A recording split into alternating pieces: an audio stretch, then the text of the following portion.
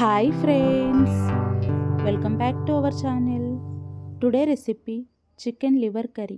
ఎంతో టేస్టీగా, సింపుల్గా, ఈవెన్ బ్యాచిలర్స్ కూడా ఈజీగా చేసుకునే విధానంలో ఈ చికెన్ లివర్ కర్రీని ఎలా ప్రిపేర్ చేయాలో ఈ వీడియోలో చూసేద్దాం. ముందుగా నేనైతే ఇక్కడ ఒక బౌల్ తీసుకున్నాను.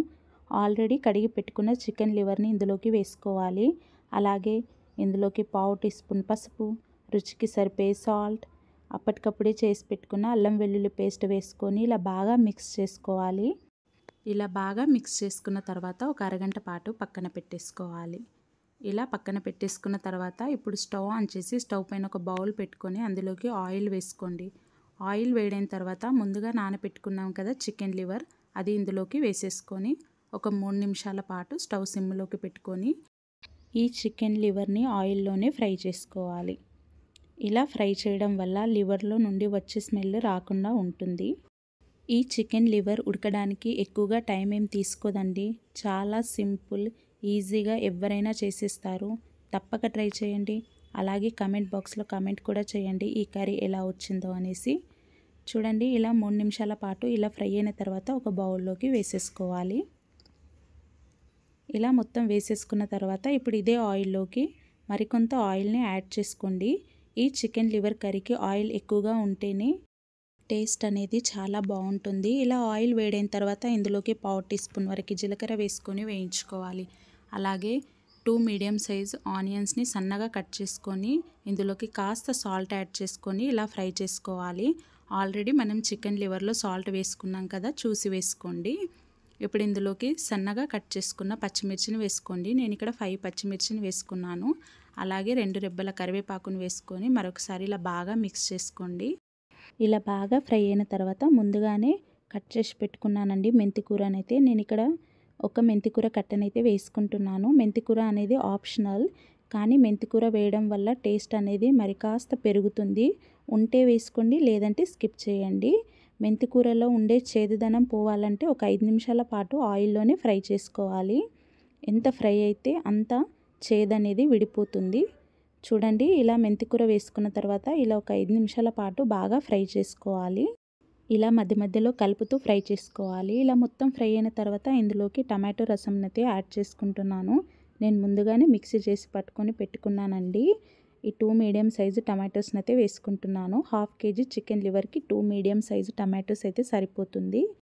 ఇప్పుడు ఇందులోకి చిటికెడు పసుపు, అలాగే స్పైసీకి సరిపడే కారం, నేను ఇక్కడ 2 టేబుల్ స్పూన్ వరకు కారంని వేసుకుంటున్నాను. అలాగే 1/2 టీ స్పూన్ వరకు ధనియా పౌడర్, 1/2 టీ స్పూన్ వరకు సాల్ట్. ఆల్రెడీ మనం సాల్ట్ వేస్తూ వస్తున్నాం కాబట్టి చూసి వేసుకోండి. అలాగే 1/2 టీ స్పూన్ వరకు మిరియాల పౌడర్, 1/2 టీ స్పూన్ గరం మసాలాను వేసుకొని ఇలా బాగా మిక్స్ చేసుకోండి. ఇందులోకి కొన్ని వాటర్ యాడ్ చేసుకొని ఇలా బాగా మిక్స్ చేసుకోవడం వల్ల ఈ ఉప్పు కారాలు మాడకుండా, అడగనేది అంటకుండా ఉంటుంది. చూడండి, ఇలా ఒకసారి బాగా కలుపుకోండి. ఇలా కలుపుకొని మూత పెట్టేసుకొని ఒక 2 నిమిషాల పాటు ఫ్రై చేసుకోవాలి. ఇలా ఒక 2 నిమిషాల పాటు ఫ్రై అయిన తర్వాత చూడండి ఆయిల్ అనేది ఎలా పైకి వచ్చిందో. ఇలా ఒకసారి బాగా మిక్స్ చేసుకొని ఇప్పుడు ఇందులోకి వాటర్ యాడ్ చేసుకుందాము. నేను ఇక్కడ గ్రేవీ లాగా కర్రీ చేసుకుంటున్నాను కాబట్టి 1 గ్లాస్ వరకు వాటర్ని వేసుకున్నాను. ఇలా వేసుకొని ఇలా బాగా మిక్స్ చేసుకోండి. ఇలా మిక్స్ చేసుకున్న తర్వాత ముందుగా ఫ్రై చేసి పెట్టుకున్న చికెన్ లివర్ని ఇందులోకి యాడ్ చేసుకోవాలి. ఇలా యాడ్ చేసుకొని ఒకసారి ఇలా బాగా కలుపుకొని ఒక 2 నిమిషాల పాటు ఉడికించుకోవాలి. ఈ కర్రీ వేడివేడి రైస్లోకి అలాగే రోటీలోకి కాంబినేషన్గా చాలా బాగుంటుందండి. ఇలా 2 నిమిషాలు అయిన తర్వాత ఇందులోకి 1/2 టీ స్పూన్ వరకు గరం మసాలా, అలాగే 1/2 టీ స్పూన్ మిరియాల పొడిని వేసుకొని మరొకసారి ఇలా బాగా మిక్స్ చేసుకోండి. చూడండి, ఇలా బాగా మిక్స్ చేసుకొని స్టవ్ సిమ్లోకి పెట్టుకొని మూత పెట్టేసుకొని ఒక 10 నిమిషాల పాటు ఉడికించుకోవాలి. ఇలా మధ్య మధ్యలో కలుపుతూ ఉడికించుకుంటే సరిపోతుందండి. నేను ముందుగానే టమాటోస్ని మిక్సీ చేసుకొని పట్టుకున్నాను కదా అండి. బ్యాచిలర్స్ చేసుకోవాలి అనుకుంటే సన్నగా కట్ చేసుకున్న 2 మీడియం సైజు టమాటోస్ని కూడా వేసుకొని సాఫ్ట్గా ఉడికించుకోవాలి. చూడండి, ఇలా కర్రీ ఉడికిన తర్వాత సన్నగా కట్ చేసుకున్న కొత్తిమీరను వేసుకొని మరొక 2 నిమిషాల పాటు ఉడికించుకోవాలి. ఇలా మొత్తం ఉడికించిన తర్వాత స్టవ్ ఆఫ్ చేసేసి ఇలా బాగా మిక్స్ చేసుకోండి. చూడండి, లివర్ అనేది చాలా బాగా ఉడికిపోయింది. ఇలా ఒక బౌల్లోకి సర్వ్ చేసుకుంటే అంతే, చికెన్ లివర్ కర్రీ రెడీ.